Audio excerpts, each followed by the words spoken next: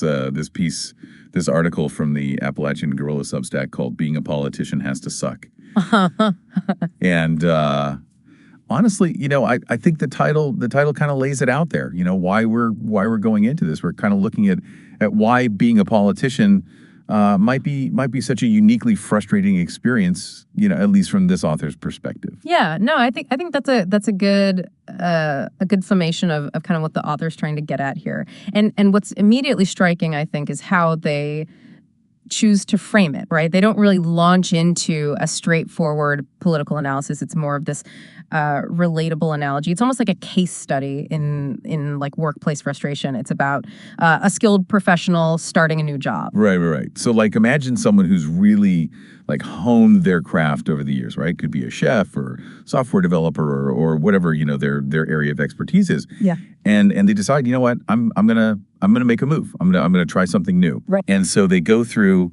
they ace the interviews. They've got, their references are glowing. Everyone can see this person, knows their stuff.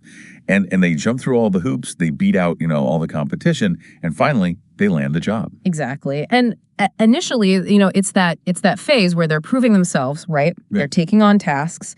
And then, gradually it gets more challenging and they demonstrate their abilities. And the company, in theory, trusts them, right? To do what they were hired to do. But then comes the shift, right? The moment when things, start to go off the rails. And that is when the new senior management arrives. And the author paints this very vivid picture describing them as 20-somethings with an art degree who are now suddenly overseeing people with decades of real-world experience. Right. And all of a sudden, every decision is scrutinized, every expense is put under a microscope, even though this person was brought in for their skills and has proven to be, a valuable asset. You've got these new managers who are constantly interfering. And it just seems like, the core insight here is that even proven expertise can be rendered useless by incompetent or overbearing management. I mean, it makes you wonder how often this dynamic plays out on a larger scale, right? Yeah. And what's fascinating about the interference is the nature of it, right? It's not really about like providing helpful feedback or like giving strategic direction. It's more about like the analogy focuses on, the annoyance of being blocked from addressing like underperforming team members, being forced to hire people who aren't qualified and just being micromanaged by individuals who, in the author's estimation, lack practical understanding of the work. It's that incredibly frustrating feeling of like, look, I was hired to do a job.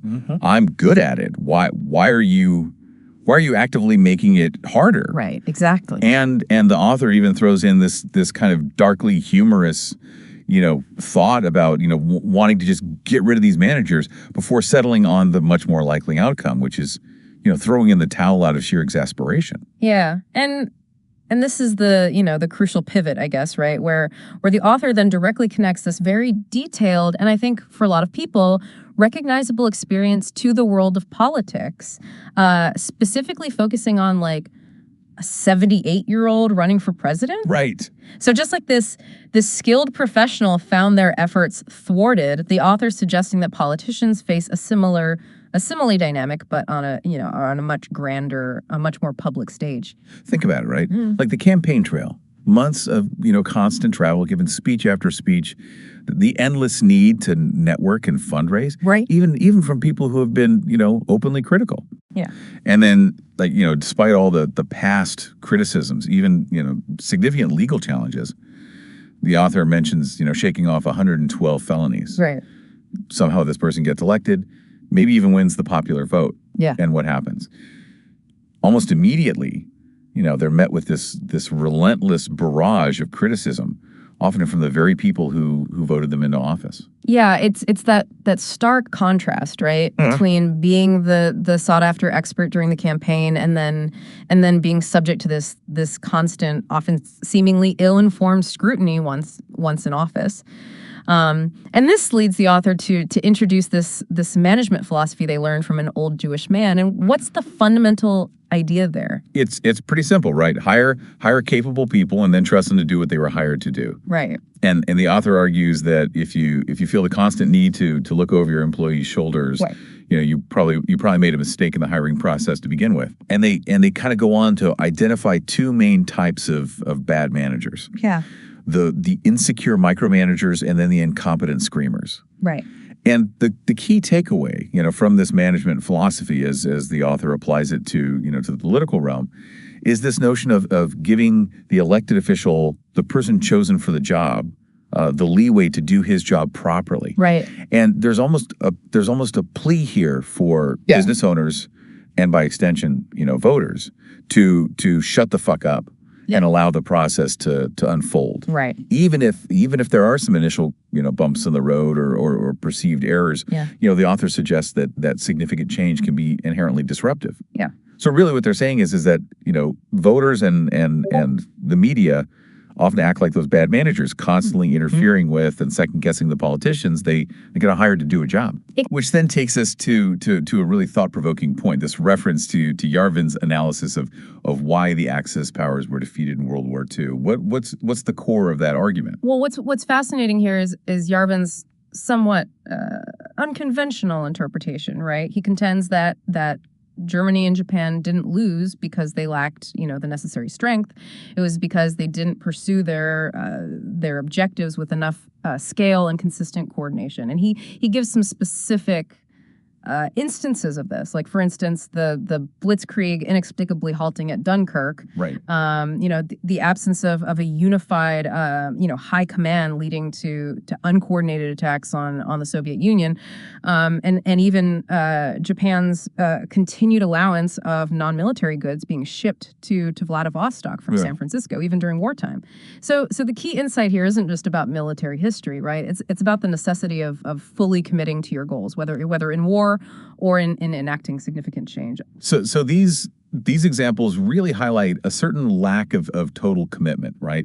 Like a kind of, holding back or not fully embracing their ambitions. And Yarvin's conclusion is quite striking, suggesting that the Axis powers weren't truly aiming for world domination, and that, in fact, we, meaning the Allied powers, were the ones with the genuine world domination agenda. Exactly. And so what the author extracts from this is this idea that the Axis didn't go big enough. They might have been tactically sharp, but they lacked that overarching strategic vision and the willingness to really fully commit to their goals on a massive scale. So building on this idea, of letting those in charge do their jobs, the author then introduces this fascinating historical perspective from Yarvin, which looks at why seemingly powerful entities can fail due to this lack of decisive large-scale action.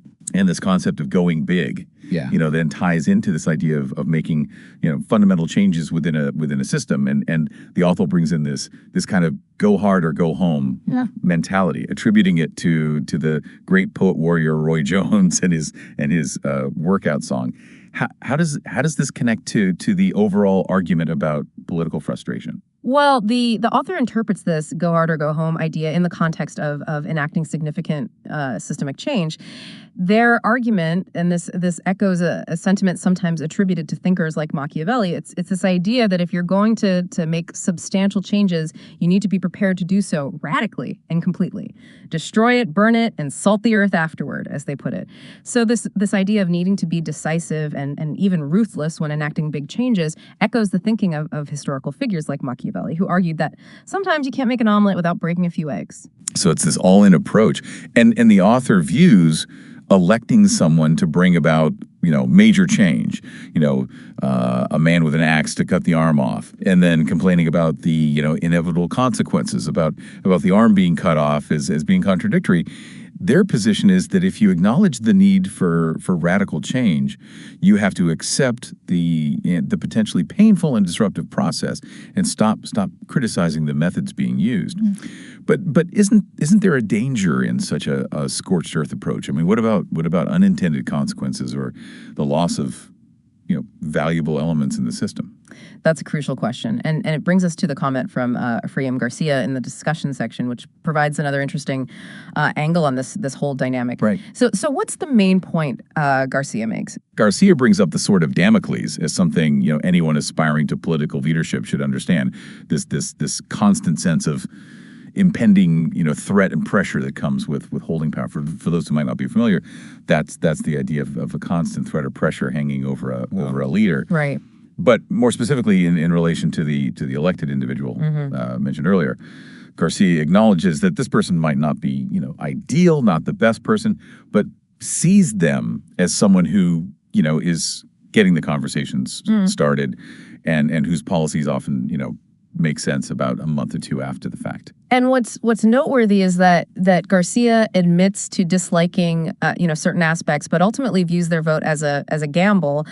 They hope will yield positive results in the long run. Right. So this suggests a degree of acceptance, perhaps even a pragmatic resignation towards the disruptive nature of this particular leader and their methods, which aligns somewhat with the author's "Stop critiquing the destruction" section. So when we kind of bring all these different threads together, what's the central tension that the author seems to be highlighting for you? I think at its core, this piece is really delving into the inherent challenges and frustrations of leadership, regardless of whether you're managing a company or navigating the complex arena of politics. The author clearly feels that there's a significant disconnect between hiring someone for their expertise and then subjecting them to constant undermining or excessive scrutiny from those perceived as less capable or experienced.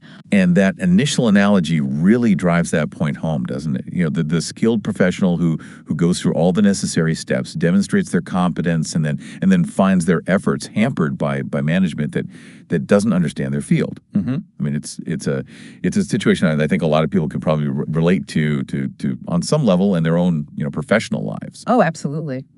And then you have this provocative notion drawn from Yarvin's historical analysis and this go hard or go home idea, suggesting that perhaps enacting significant change requires a different mindset, one that involves less immediate criticism and more trust in the chosen leader's vision, even if the process feels uncomfortable or uncertain in the short term. So as we consider all of these perspectives, the frustrating dynamic between expertise and oversight, the argument for decisive action, and the potential for disruptive change, it really makes you think. What does it truly mean to support a leader or an agent of change? Where is that critical balance between necessary oversight and counterproductive interference? Yeah. And ultimately, what resonated most with you as we took this deep dive into the Appalachian guerrillas perspective on why being a politician has to suck. That's definitely something to keep in mind.